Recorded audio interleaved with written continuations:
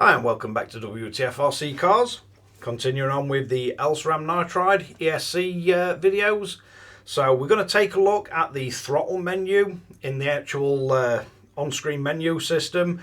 I'll do my best to explain a couple of settings, what they do and how you use them. So let's get in for a close-up look, see how we get on with this one. So again, we're going to have to press our menu buttons to get into the throttle menu.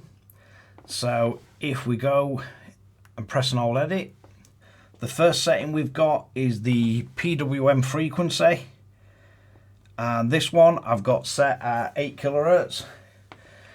If you go lower on this, you'll get a more aggressive feel. If you go higher on this number, it'll be sort of a softer feel of the throttle. And that's the main takeaway from it. Then you've got smooth start, where it'll give you a slightly softer sort of kick to the throttle. You can turn that on or off using the menu buttons, and it does say above the menu buttons. Might be odd to see on camera, but when it's off we've got a plus above this that'll turn it on, and when it's on you've got a minus above this to turn it off. Press again. We've got a plus and minus above both these over exponential. So a negative exponential, just same as your transmitter, will give you sort of more travel at the bottom of the throttle for less response, and a positive will flip that, so you'll get a more aggressive feel. Then we've got response, so we can turn this up and down.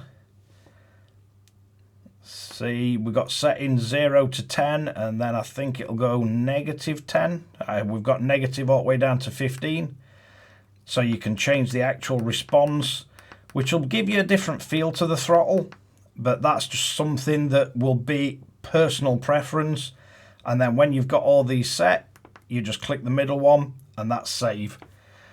And if I turn on my transmitter, so we've got the Pro Plus connected to it, and as I increase the transmitter, you do get a real-time feed on the throttle showing you how it's actually behaving. So you can go into this. Let's see what happens if we turn smoothing on.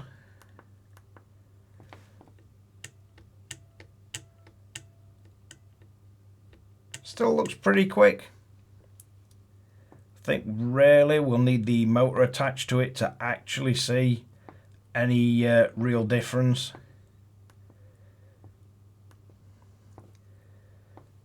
And if we go to extreme on response, so let's turn that all the way down to minus 15. It does seem to take a bit longer to ramp up, but obviously when you're actually driving the RC, these little differences are going to seem very, very different. So if we put it on plus 10, it's really aggressive. It jumps straight up. You're not seeing the numbers increase slowly unless I increase it. But if I just hit throttle, it's going to give you a really aggressive sort of throttle curve. But it is nice to have a way to directly change this on the ESC itself.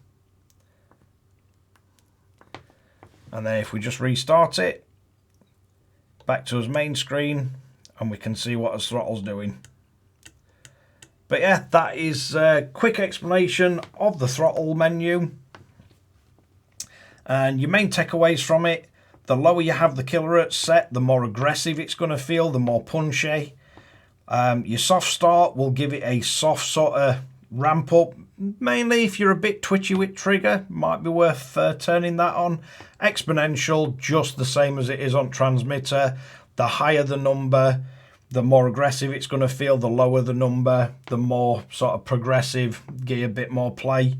And then the response, if you want a real sharp sort of throttle, you can put it up to plus 10. Myself, I'm going to try it at 0, just stock, and then once you've set it, you just need to tap save. Don't press and hold it because you'll turn your ESC off. And then to get back to your main menu, press both buttons for 2 seconds and it'll come back to your main menu. Do like this sort of setup. It's not messing around with a phone or anything, and I know a lot of guys would just love not forgetting your programmer or anything. You don't need to carry out around with you. You can instantly pull your car in, make a change, send it straight back out, and yeah, it's a very nice way of doing it. But that's just the throttle menu.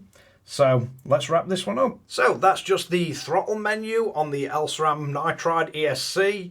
You'll have to bear with me. I am doing my best with this.